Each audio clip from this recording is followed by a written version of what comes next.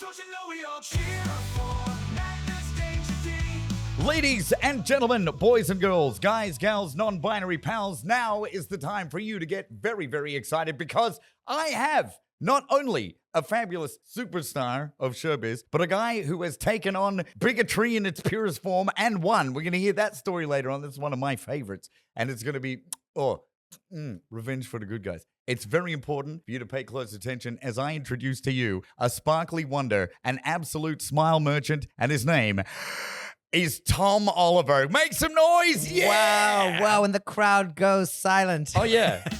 Oh, whoops. Bang. Yeah, wrong button. Mr. Tom Oliver. Hey. Hi. Hi, how are you? Thank you. Thanks for coming. Thanks for taking some time out of your busy schedule from shooting Neighbours to come and be in our fabulous podcast. Thanks for having me during your busy. You do 3 shows a day. You're the one with the busy schedule. So I'm honored to be heading towards victory with you today. Oh my God, this is going to be beautiful. I can tell. I guess what we should really start out with is who you are and why you're so fabulous. Mate, we're going to need longer than the time you've got. I know. I'm willing to take up the entire hour just listing your accolades of what a fucking fantastic dude you are. It's a journey of discovery, but I'm keen to jump in and keen to be with you in this structure because it's been quite a journey to get it here. And yeah, if I was to summarize who I am really quickly, I guess I'm a bit of an actor, I'm a bit of a singer. And then in 2020 during COVID, I accidentally became a producer that runs a festival. And now I own and produce shows in the Augathella Spiegeltent. Augathella Spiegeltent? But what's that? Well, seeing as you asked so subtly, it's a 400-seat mobile Spiegel tent that has been rotting away in Outback, Queensland until last year when my team and I went out there and brought it here to Wynnum. And this is a great place because you're already, Mr. Triple Threat stage star. 2.5-ish. Yeah. We get that. Man, you're awash with stars. But the beginning here, the story of this fabulous Spiegel tent that we're in now is a great central pillar to start hanging around the other things that you've been doing. Well, the concept of it being a place for things to happen, I think is exactly right. That's what I'm so passionate and proud about is that we now have a structure. Wynnum Fringe has a structure where things happen. Yeah. And I agree. Yeah, it's a foundation for a great yarn because imagine if these pillars could talk. These walls could have yarns, the journey. And you've performed in many Spiegel tents, I'm sure, across the world. Oh, yeah. I'm not sure how many exact, but never one quite like this. How does this stack up? What's the difference? I mean, we need to go to some of the history of why it is the way that it is because there is no other Spiegel tent quite like this. I guess and it was constructed for a very specific purpose. That's right. To suit a very specific, cultural time. That's right. Well, the story to this Augathella Spiegel tent started in 2009 when the Queensland government had a very colonial celebration called the Q150, where Queensland decided to celebrate the 150th year since Queensland separated from New South Wales. Right. So as part of this celebration, the state government and the people producing the Q150 celebration. Right. Well, there was a celebration. If I just keep using the word celebration, it kind of summarizes what it is. Yeah. The state government decided to celebrate Queensland's 150th birthday, and then they threw this party, which meant that they were going to travel a structure from the Gold Coast up to Cairns and out west. And they sent a photo of a shearing shed in Isis Downs, which is way out west in central Queensland. And they sent a photo of this shearing shed to the Klesson family in Belgium, who are, as you know, fifth generation, Spiegel tents, builders, a Spiegel tent family. They sent a photo of a shearing shed to a Belgian family and said, "Can you make a Queensland shearing shed version of a Spiegel tent?" Which in itself is a miraculous suggestion and a pretty cool idea at the time. I've been in a lot of Spiegel tents. I've been in a lot of very pretty Spiegel tents and treading the boards, where someone says, "Oh yeah, Charlie Chaplin threw up there, in 1930, whatever." And you're like, this girl is truly one of a kind. Well, it is, and now it lives in Wynnum. So in 2009, the state government did this for the whole year. This venue travelled from south to north and west to east, and then at the end of the tour, the state government gifted it to the town of Augathella, which is 900 kilometers west of Brisbane, with a population of 320 people. What's the capacity in here? 400. Yeah. Gift it to a town that would have to import people to fill it. Well, Yeah. that's right. Yeah. I mean, such a cool opportunity. And for a couple of months, actually a couple of years, the town of Augathella did use it for weddings and functions and events. Mm. But as you know, Spiegeltents need love. They need daily love. And Yeah. when a venue sits in a place for a long time, the roof starts to leak. And in Augathella, there's huge hot summers and freezing winter nights. So Right. So this structure was up for a few years and the holes literally started to appear, and then the water started to come through, and then the floor started to rot. And when you're in a town with a population of 320 people, no one really wanted to pay for it anymore. So there was just like a too hard basket forming. And then when it became unsafe and the floorboard started to disappear with the rotting, they put a lock on the front door. And from about 2013 until 2 years ago, it lay dormant in Augathella. It's still set up, still erected. Still set up, yeah. And there was a bit of Wow. folklore around the Queensland art scene of this mysterious Spiegeltent that was in West Queensland. And I now that I think about it, I knew that it was there because I'd heard about it, but I almost didn't believe it because I'd never seen it and I didn't know Yeah. it. But now that I've got the structure here and we're sitting in it, I've heard some stories of mates who had performed in it. So it was real. Well, it is. It's very real. Yeah. So this anyway. So that happened in 2009, and then I started Wynnum Fringe in 2020 as a bit of a COVID pivot recovery Mhm. mission. Definitely didn't think it was going to go past 2020, but here we are. And after a few Wynnum Fringes, we started hiring Spiegel tents and bringing them in from Europe and looking at a budget and seeing how expensive that operation was. And I was 2 years ago in the office with the team going, we need our own, not Yeah. thinking that was actually possible. Right. We were looking into Chinese companies making some sort of circular marquees and maybe Mhm. dressing it up like a Spiegel tent. But on the same day that the team and I were having this chat in the office, my folks were on a regional driving trip because they'd recently retired Yeah. and they'd the wanted. fabulous shout out to Peter and Stephanie That's out right. there. What a memory. Yeah. This bloke. Love them. They're great.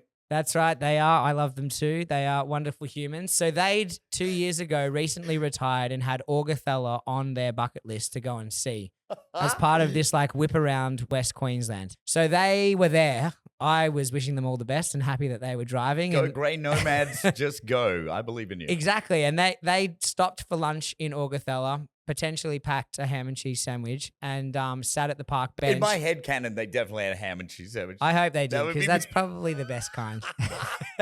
They stopped for lunch and they sat there, and then Dad's looking to his left and he's seen this in a field in Augathella, this town 900 kilometers west of Brisbane with a population of 320 people. They've Wow. seen this, sent me a photo and said, I think this is a Spiegel tent. On the same day that my team and I were saying we should have our own, not thinking that it was possible. And it literally arrived in my phone. So I said, where are you? He said, Augathella. I kind of stumbled my way through Google and found that Augathella was part of the Merway Shire, which is the Shire, which is Charleville and a few other suburbs out west. Okay. Yeah. I called the general inquiries. It was such a quick kind of like, I should just call and see what's happening. What's the Yeah. story? So Googled the town, got the council number, called the council number. Someone at the council answered and said, how you going? And I said, oh, well, I produce this festival in Wynnum, which is a town of Queensland. And I've seen you've got this like Spiegel tent structure out there. Just keen to know the story. And whoever answered the phone said, oh, I'm not too sure what we're doing with that. I know of it. I'll put you through to someone in tourism. So put through to the tourism manager of the Shire, and then the tourism manager put me through to the mayor. I was like, oh, this is getting kind of like up the chain pretty quickly. And there I am. The mayor of Augathella. Yeah, and I was like, the mayor is quite a big title. Like you can't get put through to the mayor in most towns that I know of, but I did on this day, and I spoke Yeah. to this guy called Zorro. Mayor Zorro is his No, name. his name is not His Zorro. name's Zorro, and he's the mayor of the Merway Shire, and he's a butcher. What? That's how he got his nickname. Wait. So he's on his Bluetooth headset, like chopping up some lamb. It wouldn't- Yep, this is the mayor. He wouldn't put. Spiegeltent. Yep. Yeah, sounds great. That's a similar accent to Mayor Zorro. I wouldn't put it past him. That guy is a workaholic. He runs a full-time business and a whole shire. Yeah. And he's an absolute gem of a man. I we can't were wait talking. to meet him. This guy sounds like an absolute He is a unbelievable legend. individual. And we spoke, and then it became very clear that they weren't using it. And I was like, I'm just going to come out and visit. So I frantically booked a flight to Charleville for me and Dave Carberry, who was on my team at the time. Yeah. Flight to Charleville, hire a car, drive to Augathella, which is an hour and a bit out of Charleville. And then we met the tourism team of the council and just said, whoa, this is amazing. They took us through, obviously, rotting floor, a deteriorating roof, and lots of expenses associated with it, but bones, like good bones. Yeah. And that's what the tent is about. Your poles and your bones. well, it's made of steel and aluminium. So Yeah. definitely with the right plan, able to be brought back to life. Like it wasn't a down and out, like, okay, we can never do this. It was like, Yeah. oh, there's something here. It's going to be hard, but this is something. And this is a once in a lifetime sort of something. Yeah. So I just looked at it and I said to them, team, this is going to cost about $500,000. Like I went back to my cabin and I crunched some numbers with Dave and I was like, whoa, this is a big undertaking. We want a new roof. We want floors. We literally have to buy a stage and all the lights and chairs. And I was like, drapes, oh my God, mirrors. The list was just like real. And then we're like, okay, to operate it, we need to then hire air conditioning. And it's like, okay, we've got $500,000 of problems and opportunities here. And I said to the mayor, I was like, I don't have any money to buy this, but this is going to cost $500,000 and I'm going to take this off your hands at no cost to you. And he said, bloody brilliant. Oh, I love Zorro. Which, and me too. I just kind of said to him and the councillors, I was like, we need to become pals and work together to revive this. It's been sitting here for 16 years. Yeah. No one's done anything with it. We run a suburban arts festival. You live in a regional town. There's a storyline here and there's a way, which is on a similar kind of storyline to what Wynnum Fringe has always been, which is we can employ hundreds of artists. We can bring thousands of people together if we just work together and revive this thing. The way we're seated is mess with me now. I want to hug you so much. The way you're talking like that, I'm 100% invested in Mate, this. anytime, It's jump beautiful. across. Yeah. Okay. Here we go. He's off mic. Yeah. Oh my gosh. Thank you. What a feeling. Oh. Man. Bless you. Bless you. Bless Zorro. Bless Fucking- Zorro. oh my Bless gosh. Augathella. Bless the Yeah. Merway Shire. But I mean, everyone, I feel, on their life journey has moments where the opportunity is too good to be true and you just have to follow your nose, right? Yeah. And this was a moment for me where I was like, at what other time in my life is a rundown Spiegeltent going to arrive in my orbit and be able to be brought back to life? This is that time. And I can say yes to this challenge or I can say no, but it's not going to come up again. Yeah, I've never been one of the kind of like energies of the universe kind of. I'm down in the science world, but when you get those kind of synchronicities that are just so meaningful. Mm, I mean, what's the time frame between sitting in your office going, "We need a venue," to you showing up in Augathella? dude, this week, 2 years to the day. So your first performance of Kaboom at Wynnum Fringe Yeah. is 2 years since we started the journey and 1 year since the team and I traveled to Augathella to pick it up. What's that, 24 months? That's nuts. But when you were talking to the team and then you started making calls, started Googling, Yeah. and then you went out there, was that like a month later? It's 2 months later or a week or what? It was pretty quick. It would have been within a month. Yeah. It just felt so Unbelievable. urgent. I was like, Right. yeah, this I have to chase this now because it's too good to just wait. And Classic came up at the time where we were a month out from launching Wynnum Fringe that year, and there was so much that I should and needed to still do in the future. But I was like, okay, and that's kind of, now that I think about it, is my process. If there's a good opportunity, it doesn't matter what's going on. We're doing that. Just say yes. Yeah. Just say yes. Yeah, so it's been a 2-year trip, and now here we are. I guess the continuation to that is I didn't have $500,000 in my bank account. Yeah. I had much less than that, still do. Hey. But You wouldn't be a Fringe producer by any chance, would you? You've got less money than that? What high crazy. risk. Yeah. High risk. But trying to change that. And this hopefully is gonna help that. But Absolutely. I think Zorro and the Merway Shire said, yep, we're in, let's work together. And I was like, well, it's called the Q150 Shed at the moment. That's a horrible name for a Spiegeltent. Yes. Yeah. And your town is so beautiful, and I'm a city slicker that's just come out here and realized how good it is. What if we could tell more city slickers about the region and potentially suggest that people come and learn what I've just learned?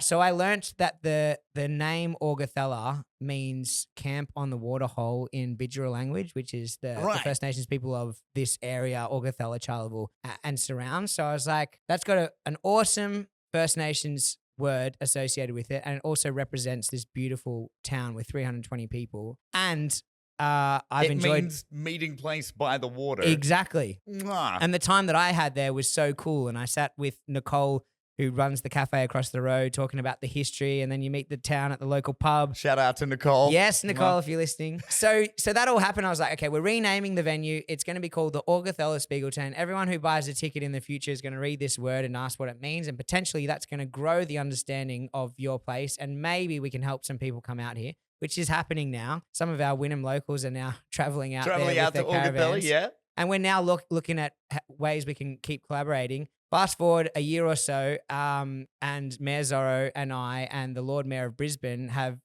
met at City Hall in Brisbane and declared that Wynnum and Augathella are sister suburbs. Oh my God, that's so sweet. It's that's so good. cool.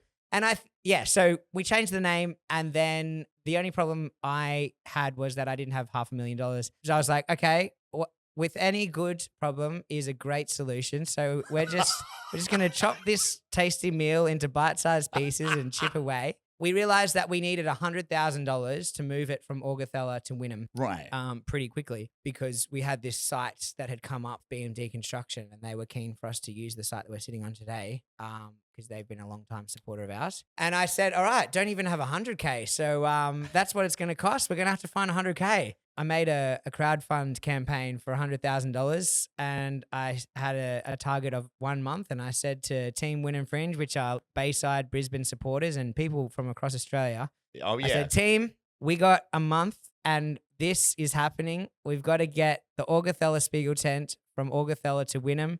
Please help, or I'm going to look like a silly Billy in about a month. And they did. They rallied. I remember when the campaign was going on. I remember, and everybody was talking about it at the time. We're going, look at this Tom Oliver is a go-getter. He's found a Spiegeltent. What an idiot. In the middle of nowhere. Sucks to be that guy. Jeez. Oh my God, he's bitten off a lot, hasn't he? That Tom Oliver. Oh my gosh. First neighbors and now this. What the heck? Yeah. God, he just keeps accomplishing things. Yeah, it's timeless. Like, not only is it really, really great for Wynnum Fringe, like just for the Fringe in general, and for all of the artists, all the Queensland artists and all of the touring artists you come through, but just as a story, oh my God, how can you not get behind that? It's just fantastic. That was the pitch. Yeah, right. And I guess what I'm most proud of is that everything that we did was truthful and is now happening. So we committed to changing the name. Oh, bang! Sound effects. Where is that effect every time I don't get an applause in a gig when I'm trying to get one? If I knew you could do it on a button. Oh, yeah.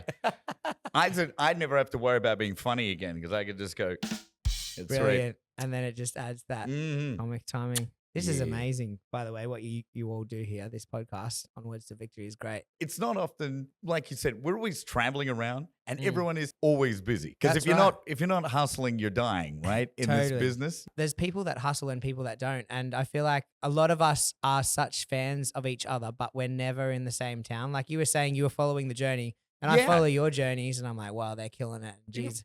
And you've even been here 2 or 3 times, and we still never hang out because when we're here, we're so busy. It's always been. It's just how it is. You get to see people that you love, that you are a background supporters of, right? But you never get that chance to sit down and go, okay. I mean, when do you ever get the chance to sit down for a full hour and just go, I've always wanted to ask you this and and know how you feel about this. Yeah. And tell me what you're proud of here. Because we can watch what you're doing and go, oh man, that's amazing. I'm so proud of that guy. I want to talk about, find out if he's proud and what else there is to know. There is so much to know from both sides. And I think what the Fringe concept offers are thousands of amazing humans that don't often have a space and usually create their own space. And you guys with the Showman Productions and your Kaboom Science Show is a new work that's been created from scratch that now plays to thousands of people. And I totally relate to that. And I think that's what's got me here, because I've spent time in years past watching people like yourself and going, well, that's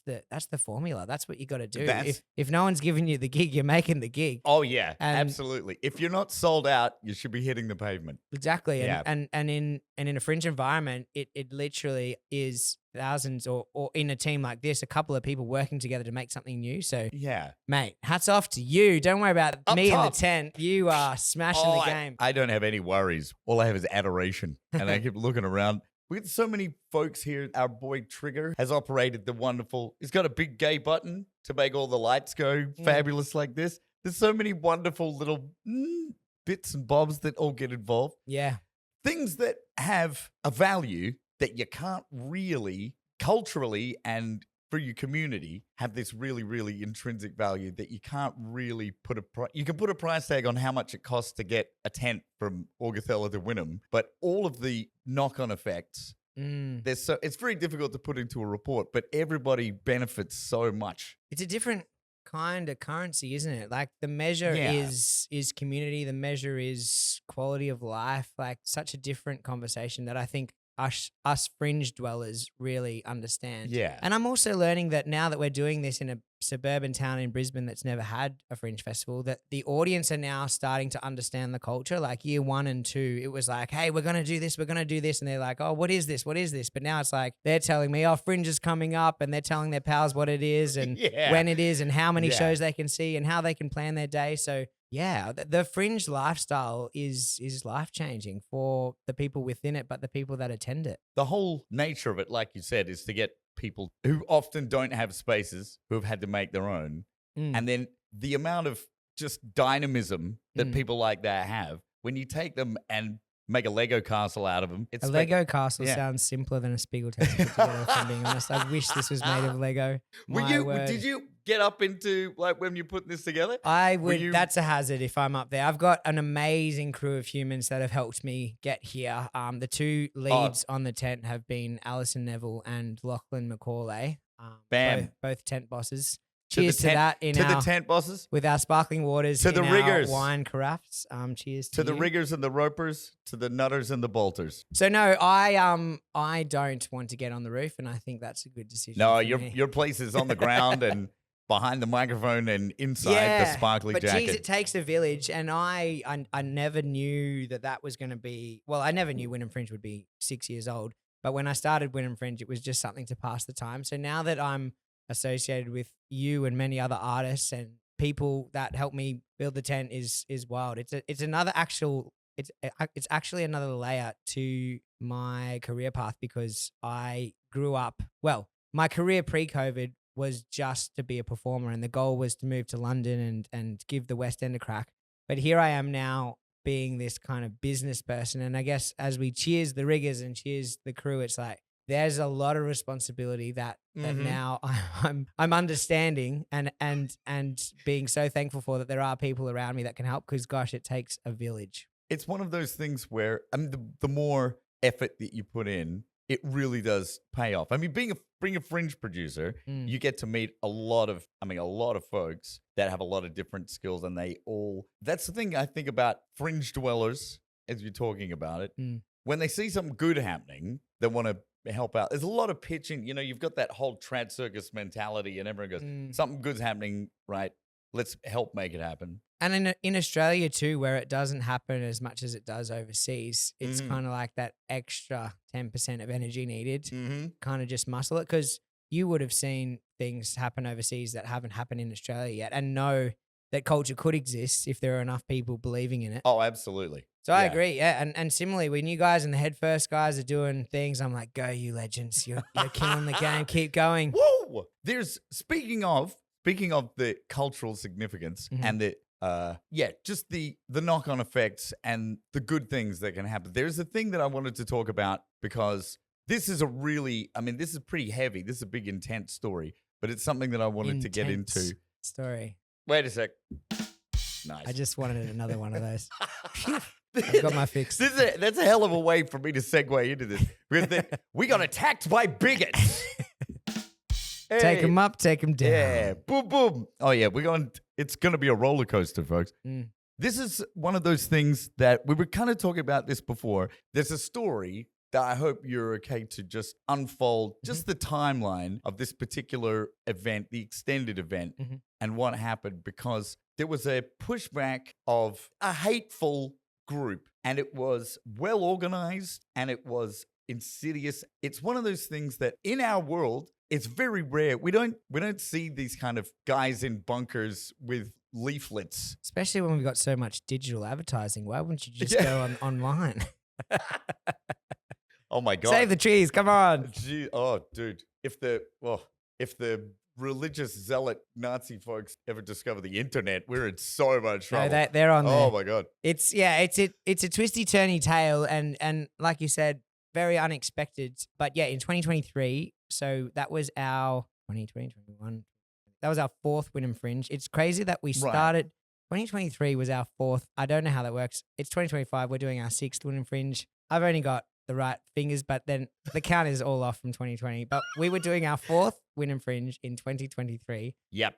And we started in 2020. Maths. That's another podcast in itself. Yeah. We were doing our fourth Wynnum Fringe, and it was big. It was the biggest one we were about to do. You guys were involved. It was just gigantic. I mean, Yeah, it was down in George Clayton Park, and we had a big 600-seat marquee at one end, and the Wonderland Spiegeltent at another end. And the Ferris wheel, Ferris and there wheel, was just and bars galore, and it was a big thing. So I was like, okay, I need some definition for the audience to help them plan their journey. I'm going to theme each week slightly differently. So week one was place, and we have our opening ceremony tradition, Yana Marumba, which means walk good in the Jundai language. And that was our fourth. So I was like, okay, week one, the theme is place. We're going to call week one place. Week two, we were doing the first Bay Pride as part of the program, which was intended to be a very small, family-friendly march where a local legend, Tony Tranter, came to me, and I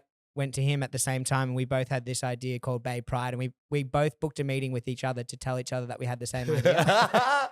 So you're just awash with synchronicity. It's like every time this amazing things just keep happening at exactly the right time. Don't worry, many things don't happen. So it's all about the shots you take, right? Yeah. But so Tony is a local creative person, radio presenter, wonderful, talented man. Him and his husband, Jasper, have been asking various groups to try and have a Pride event locally for years. And a lot of people had said no. And then he came to me saying he wanted to do it. And I was coming to him saying, you're the guy to do this. I was like, we're doing it. This is the time. So Tony was pumped that someone had said yes and that we were doing the thing that he'd wanted to do for a while. And I was pumped that I had a clean theme for my second week of the festival, and it was going to be led by Tony Tranter, who had wanted to do it. Perfect match. And then week three, so that was week two. Week three was power. There was a lot of loud music and rock and roll associated with the third week. So I was like, place, pride, power, 3 Ps. We've nailed the game. This is a really cool look for the brand, and it makes sense with the 3 weeks of the festival. Yeah. We launched the festival. The response was awesome to the program. Things were all on track. We're about a month out from the gig where I get a call from Tracy, who was my partnerships manager at the time. And she said, hey, Tom, partnerships is like managing the sponsors. All the sponsors and people who are helping you out with and it. She's like, hey, Tom, I've just got a call from Bank of Queensland who have said a local gentleman has called the bank saying, I bank with you and you're a sponsor of Bay Pride, and if you continue to sponsor Bay Pride, I'm going to take my money out of the bank, and you're going to lose my business. She said the Bank of Queensland aren't going to stop sponsoring, but they just want you to know that this has happened. And I was like, well, that's lovely of them that they're going to keep supporting us, and how strange. Thank you very much. And to be honest, these sorts of wacky things kind of happen a lot, I've found. So I absolutely, I was like, okay, there's a bit of an odd character out there making a call. We're a month out. I'm just going to keep focusing on the festival. So you don't have the brain space for that. You're a month out from just kind of, I was in hustle mode. I just let it hit me and then it bounced off and fell back there. We just so everything's okay? Yeah, great. Let's keep going. Nothing happened. And then I got another call from Tracy that another sponsor had a call, and another sponsor. And then there were like 3 times that Tracy got a call from sponsors. I was like, whoa, someone's calling all the sponsors. Ah, right. And thankfully, none of the sponsors took their money away from Wynnum Fringe. But I was like, well, this person's now really starting to rustle some feathers, and who are they? I need to meet this person. So I said, Tracy, who is this person? And I won't name them here, but I got their number and I called and I said, hey, I'm Tom. I hear you calling my sponsors and asking them not to sponsor this event. Just wanted to kind of get your perspective on why. Let's have a catch up. So they came to the office. That is so fucking diplomatic of you. You're like, hey, let's have a catch up. You've got to be. I mean, I'm finding, and in a fringe where there's so many communities coming together. Of course, there are groups that don't agree with the other group. Yeah, but I've never had like public outrage from one group to another. Right. And I like religious people, so there's no kind of negative feelings towards. And that's what I love about the Fringe, and that's why this was so frustrating, because I was like, oh damn, there's a group of people that are now against another group that's involved in the festival, and it's my festival. So damn, I gotta. Oh yeah, you gotta shepherd. I gotta find the clarity here and work it out. So. Because I didn't have a lot of time, I was like, all right, this afternoon, what are you doing? Come to the office. Let's have a sit down. And I just want to hear what you're saying. Because I was like, I know there's a solution to this, because I know what they're saying is wrong. So let's work out what their problem is and fix it real quick. And then it was a very strange conversation. It was a very strange. So they came to the office. Yeah. So this gentleman and his wife came to the office, and they were charming and lovely. And I was kind of thinking about the war movies that I'd seen, and I was thinking about politicians that meet calmly before a war happens. And I was kind of like remembering those movies, sitting in this conversation, having charming, calm, diplomatic chats about whether or not what we're doing is right. And their perspective was that we were doing sexual activity in a children's playground, and it was some sort of Mardi Gras event with very sexualized things with queer people in a children's playground. And what my perspective was that we were having a family-friendly walk along the esplanade with colorful clothes and fun music. Yeah. And half an hour goes by and neither side could agree that the other side had a different perspective. And my opinion was that what they were saying was wrong, and I knew it was wrong because I knew what I was about to present with Tony. So They then, by the end of the half an hour, couldn't come around and didn't want to understand what we were presenting. And I said, look, and they said, you need to cancel this event if you want us to kind of stop calling the sponsors. And I said, well, there's a couple of hundred people that have already said they're attending. So if I was to cancel this event, I would be surrendering to a bully, and I'm not willing to do that. So we kind of. This is in the meeting? This is in the chat. And I was like, and I said, if you keep doing this, I just think it's going to reflect more negatively on you than it will on us. And then, like I was thinking about those movies where politicians negotiate, we kind of shook hands and agreed to disagree. Yeah. And then it finished, and I just felt a bit ick and strange, and I was trying to kind of recap, and I was confused. But by the end of the get-together, we shook hands and parted way and agreed to disagree. And at that point, nothing had happened. So I was like, okay, they've called all the sponsors. The sponsors are still in. They don't see my point of view. That's very strange, but we've parted ways and we were both nice to each other. We just didn't agree. So I was like. You would have had a very strong feeling at the time that there's, you would have heard the doot, doot, doot, doot, doot. Yeah, well, but I didn't, I guess because I didn't know what was about to happen, and I knew that the festival was 3 weeks away, I was like, I guess that's done. We met, and that's odd, and I'll reflect on that after the festival. No, I don't think anybody could have predicted the next move. If it's what I think you're about to say, that any reasonable human being living amongst other humans would go and do what we all saw happen next. Well, yeah, the next kind of day or so, I heard that there was a group of locals that had met. I think I got an email saying, hey, Tom, we used to be a fan of yours, but now that you're doing this, we're not going to attend Wynnum Fringe anymore. And I'm just kind of supporting a part of the community. So it's not like I'm actively trying to do anything, but I'm now accused of doing something that's wrong when I know it's not wrong. But I heard that there was a group of about 30 people that met at a house that were like a brains trust of people that didn't want it to happen. And I was like, geez, there's a group of people that are meeting at night to talk about what they don't want me to do. And what I'm doing is completely chill. Yeah. like I'm not planning anything. But now they think I'm doing something. You know how hard it is to keep my mouth shut when you're talking about a bunch of like religious people that hate the gays and referring to them as a brains trust. I mean, you're a very diplomatic and sweet guy, but I'm here going like brains trust. I mean, they Yeah, probably drown in their own bathtubs. I absolutely don't agree with what went down. But at the time, I'm also not keen on conflict at all. That's why I wanted to have a conversation. Well, you're clearly very good at like navigating this and being, you're a good guy. You're just a good guy, Tom. No, there's things that I'm not that's lovely about. I'm sure. I don't have time to do much else than fix problems. You smell good. You got a great smile. He's You're absolutely a conflict lying. I'm a resolution. sweaty, smelly mess right now. It's the pheromones. They match. I can get it. Anyway, that happened. What happened? And then these flyers started to appear in letterboxes in the Bayside. But you know of one flyer, but there were actually 3 flyers that appeared, and the one you know about was the last one. So the first 2 were letters written by these people saying there's a Pride March coming up, and it was quite a kind of factual letter from their perspective, which was like, there's a Pride March coming up. We don't agree with it. Please join us and protest on whatever day we were doing the gig. I can't remember now. Yeah. And they admitted to distributing those ones. And there was nothing illegal about organizing a protest. And what they were saying was that they didn't agree with it and they'd like people to come and join them and protest. So I was like, damn, disappointing, fascinating. That's a thing.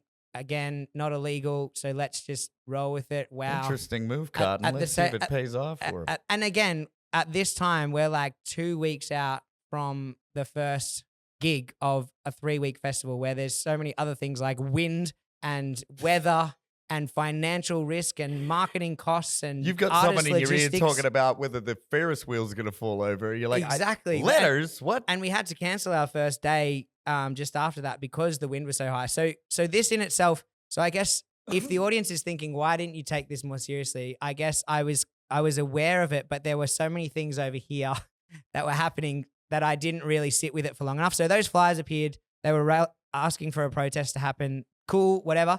And then we're into our first week of the festival, which is Place. So we're now in the festival and we're watching the shows unfold. I think your shows were starting. We were there, yeah. People were attending, like we were on the festival site. And then this third flyer arrived in, it was like, send in the big guns. So the second one was just another letter. Same style, slightly different, but both legal protest organizing letters. Yeah. And I'm talking legal for the first time where I don't even know what's legal and illegal, and I'm reading what is allowed and what isn't and how you organize a protest and all this sort of stuff. Meanwhile, you're trying to get the popcorn machines moving over here and talking to the bastard, those popcorn Oh machines. yeah.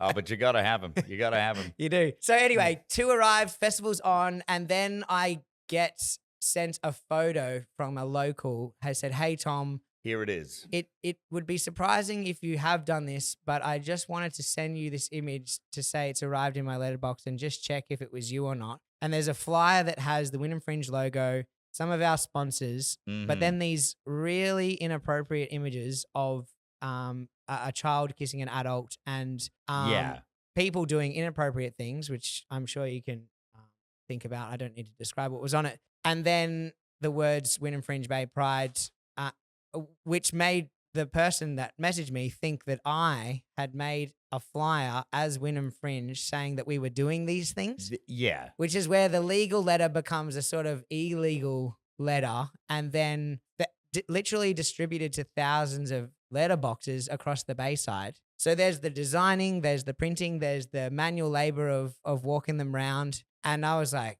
damn, now some people think that I'm doing this thing that I'm not doing. I don't live in a universe where this is a potential thing that could happen. Nobody I know is, even if they really disagree, nobody I know has got that much.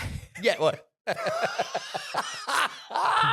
You know how hard it is to design and distribute flyers, my God. If I had a day off, I could be a super villain. But yeah, and that's when it changed for me, and I was kind of like, oh, now it's taking our audience away. Now it's making our audience think that we are doing these things, and I'm then like in damage control mode where I really wanted to know who was making them at this point. I mean, Oh, there's this. so did I. I remember that. Well, there's kind of, you can make your assumptions, but there was no factual proof of who did it. And like I said, we were in the festival, so there's still 2 weeks of major risk to go that I needed to be aware of, and artists flying in and expenses going out the window and cancelling a night because of wind and what effect that has on the budget, and the teams working major hours and trying to give them enough breaks. Yeah. And then this thing has been made and delivered, and then made some of our audience members probably not want to come because they thought that we were doing sexual acts in a children's playground.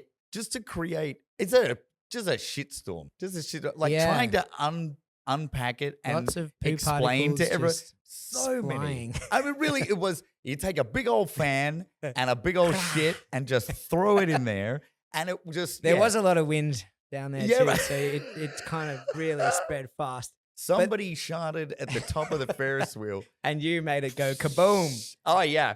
That Oh, sorry, man. I'm always exploding things. But so that was kind of a huge moment that then I was like, okay, I need to tell people quickly because we're in the festival. We've only got 2 weeks of the festival left. If there's hundreds or thousands of Baysiders thinking that I'm doing this, I need them to know that I'm not doing this. Yeah. So thankfully we're in 2023 at the time with the internet, and I was like, all right, whip out my phone, show them the flyer, say, team, I've just seen this and I'm telling you what's happened, and I'm really disappointed. But if you're seeing this, I just want you to know that it hasn't come from us. And now there are people that are on the program that are at risk here, and there are a lot of queer people in our community that have an event that they need to feel included in. And there are artists on the program that have financial risks of shows that they're presenting that I want you to know are important, and that we love and support, and what you're seeing has not come from me.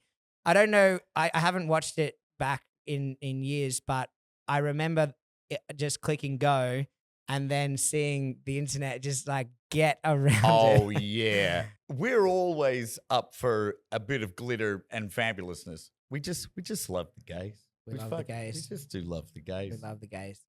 I mean, the whole thing is about inclusiveness and weird people getting together, Mm. right? But I mean, and I can see right now, like your eyes get wet talking about it. Like that you'd be put in a position where someone else has tried to make it look like you were undoing everything that you really stood for. And that's when it became personal, because there were, when you put on a show how much money and time and sleepless nights you put into it. And then if someone accuses you of doing something that you didn't, and that's going to have a big impact on you and your festival and your team and the artists and the audience, you got to do something about it. So I was so tired and ready for a sleep. And then I got the picture of that thing, and I was like, we got to just push through here, team. And thankfully, everyone, including yourselves and everyone at Showman Productions and Head First Acrobats and the hundreds of artists that were on the program, really just rallied, like people overseas rallied, and the national media rallied. And it was big. It was, I mean, everybody, I mean, the extended family of all of the showbiz weirdos, everybody was like, have you fucking seen this? Yeah. Have you fucking seen this? Oh, I got to do something. I don't. Yeah. And luckily Thank for God. us, we were, on the ground at the time, and we were like, well, I know what we could do, right? Yeah. Pour glitter on my head. We're gonna get as much rainbow glitter I'm shit as still we getting can that. possibly get. I'm still getting that out of my ear holes. Those disco nits will They stay with you forever. Yeah, you did. And thank you. I've never had the chance to say thank you, but thank you for getting around it. And I still look at the photos of the little balloon structures that you guys made. Oh, I think Tony took one of them home, and it lasted a good while. oh, that's our Justin makes some good balloon structure. Well, I mean, we don't bury the lead here, because this is the big Okay, happy sure. ending. So everyone, I mean, you're at a low, like, put everything that you possibly can. And I know what that's like. You get to the end and you're basically living off the splinters at the bottom of the barrel, right? You're chewing on them, going like, just want to get through. Yeah. And then something like this happens. You go, well, here's hoping my heart's big enough, because I've got to Yeah. squeeze a few more drops out of it. And then you make this reaching out into the world, and everybody just finally discovering, going, everyone is behind you. everybody is just There were behind lots. you. Yeah. So I did the video and then everyone shared it. And I'd never had a video go that far online before. And then there was every kind of news crew wanting to come and say good day and get the story. And ABC Radio Brisbane were just like straight on our team as they always are. And we ran in there and spoke about it. And that led to 5,500 people just like swarming the Bayside for this Bay Pride march. Of And all stripes. yeah, It was amazing. there was even a couple from Canada that flew to be with us because it reached them and they were like, "Oh, we want to go to Australia anyway.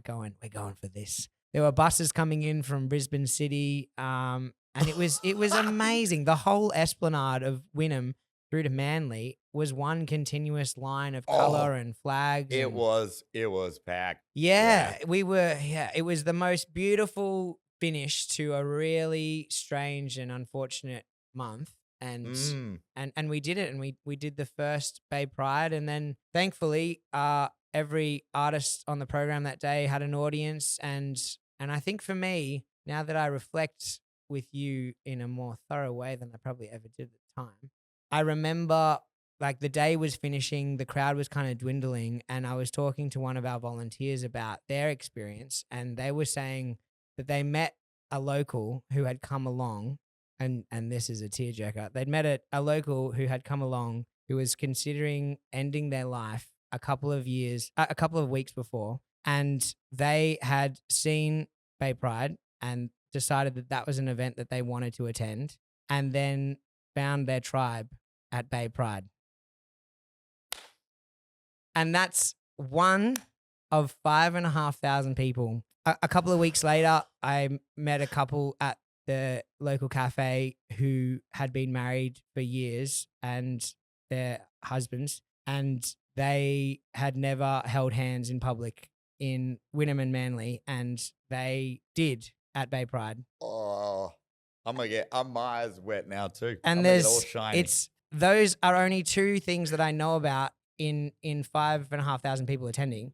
And for me, that just proved how important the arts are, how important coming together as a community are, and how important not standing down to bullying is. Because Hell yeah. when you kind of believe in something, when you stick up for what you believe in and what's right, change happens. Fuck yeah. Mm. Oh my God. That is beautiful. That's what we're talking about. That value that is really, it's a very, very important and real thing that we can't necessarily put it in the spreadsheets, right? I wish you could. Oh my God. Because it is the amount. We'd be millionaires. We would be. We'd be so rich right now. Oh man. But thankfully, the Commonwealth Bank does not accept ethics. But I've been so sweet to people. Come on. It'll cover the mortgage. all It's of just these a good vibes. Maserati. What? Yeah. Oh my gosh. It was, that day was, and we still have footage of that. That day it was very special. I'm never going to forget that. It was a Same. very special day. Just one of the smiliest days in my life. And everywhere you would look, it just people going, look, we're here doing this thing. So cool. Oh, it was great. So random. Just so unexpected and so necessary. So the scale was probably unnecessary because those kind of debates shouldn't have happened. But then the event became so necessary and yeah, just progress the Bayside. And I'm so bloody proud to be associated with it. Like actually, I mean, I guess I had to be the front man and talk to the cameras, but the thousands of people that came and the artists and the audiences that represent that community were the people that kind of really made that. Wait, hang on, Tom Oliver. Are you attempting some sort of humility here? Are you stepping back and going like, I'm just one of the little people? No, I refuse. No, you're gonna get praise now. I'm gonna sing praise to you because of how you made a beautiful parade. Everybody feeling glittery. glittery. You know what? I remember this now. Oh my God, it only just re-entered my head. I remember we were walking along and some beautiful soul gave me a megaphone. Uh-oh. Oh, Oh, There's your man. first problem. Then I'm in it. Oh boy, there ain't no stopping me. And I just remember we were walking along. The people who were in opposition of truth and justice were camped like near the end of the That's parade. right. Yeah. But there was about 80 to 100 people in black and white clothes with They seem like all black clothes to me. signs saying things. And yeah, that was, I forgot to mention that. I try to forget that. Good on you, Magnus. Now you're bringing it up. Oh, well, don't worry. I can put a spin on it at the end. Yeah. So you were walking past with a megaphone. How did that go for you? Oh, it was great. What were you It saying? was all very... Good morning. Guten Morgen. Oh, it was midday. Yeah. So that would be a strange thing to say at I'm- midday. I don't remember. I mean, once things are out of my mouth, they're also out of my head. But I remember there was, this woman at the front that really looked like she was at a funeral. This gigantic, like, black broad rim hat. And I mean, it was just, if you're trying to make a splash and you're going up against the gays, it's a wash, dude.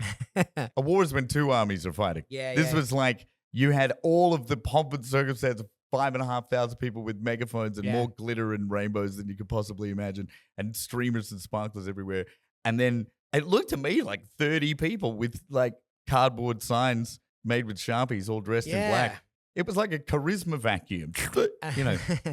And like you said before, it's hard to compute why or how. And I still don't, and I'm a bit kind of uneasy about it, because I think, yes, there are the positives, and yes, we put a spin on it, and yes, we stood up for what we believe in and said no to bullying, but there is still like a sprinkle of trauma associated with that day that I am aware of, and still kind of a bit look over my shoulder about sometimes, because Well, if they're crazy enough to make those wonky flyers. well, they're crazy enough to do just exactly about anything. the flyers. And then as I was driving to that march, I see like huge signs that people had written and using words like pedophile and words like Oh my God.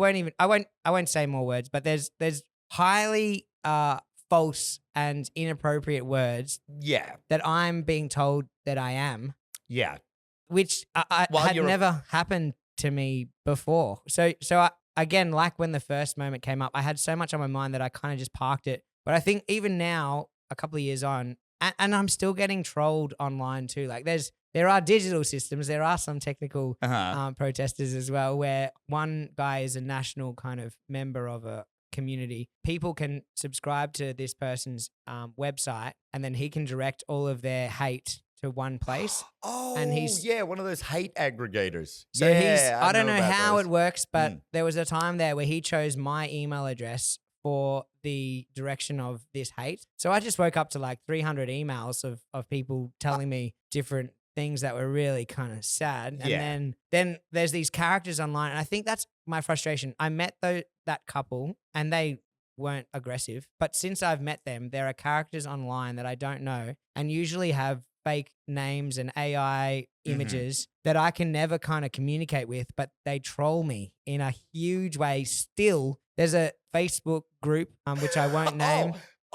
Yeah. There's a Facebook page that I won't name that I know. that I'm a main character on, and I've been able to kind of get away and not look at that anymore. But there was a time where I was like, damn, this is so unfair. And I've actually heard recently, only 2 days ago on the radio, that there are now legal systems in place where you can actually find who the real people are that are associated with these pages. So I don't know. Oh, really? I mean, watch this space, but I just Gosh, I've mean, been- I wouldn't be suggesting that anyone watching this podcast go and research who those people are and administer some kind of vigilante justice, because that is not Well- good. Don't do that. well, I wouldn't. I'm Definitely not.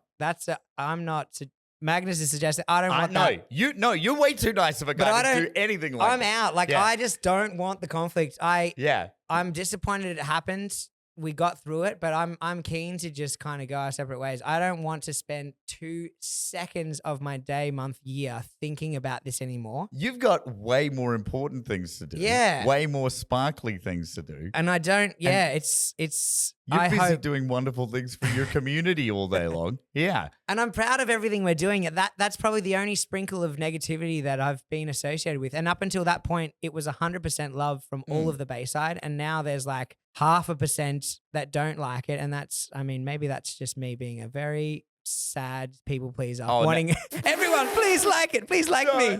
Oh my gosh, I see you. I see you. I Thank feel you. man. Yeah. And that's what I guess I keep thinking about is that thousands of people always get around me. People buy thousands of tickets to Wynnum Fringe Yeah. and support the artist. So that's what I lean into. But I guess maybe I'm bringing that up because I know that this exists right across the world for people who are getting trolled or having very unfortunate situations online. And I guess maybe I'm trying to find a solution to that problem and acknowledge how unfair it is and say it's going to be all right and let's try and get through it together. I've been in there myself as well. Right. Like when those groups, you get a Facebook group and then you get these guys that go, okay, everyone, here's the target for this week. Yeah, I know it's very difficult on the outside looking in to go, oh, well, you know what, people saying some nasty, but it is bad news bears. And it really does fuck with your heart. I guess I always push it on to others. I'm like, yeah, I'm cool with it, but if it's hurting others, then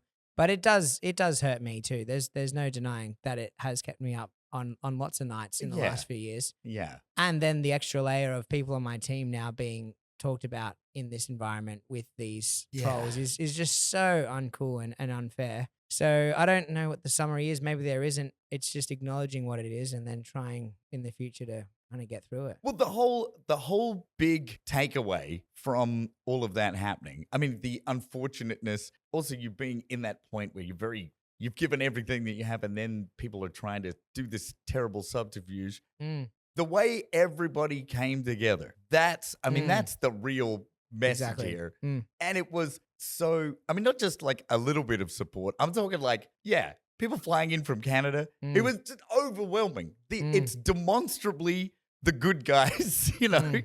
We know where the good guys land. And ever since then, I mean, you've got people have been donating to make the tent. Well, that was happen. pre-tent. That was 2023. The tent story started in 2024. Actually, around 2023 is when we first knew about this. So as well as all that going down, I was being told about this that we're sitting in today for the first time. So that's another flavor that was going down at the same time. That was overlapping those things. Yeah, man.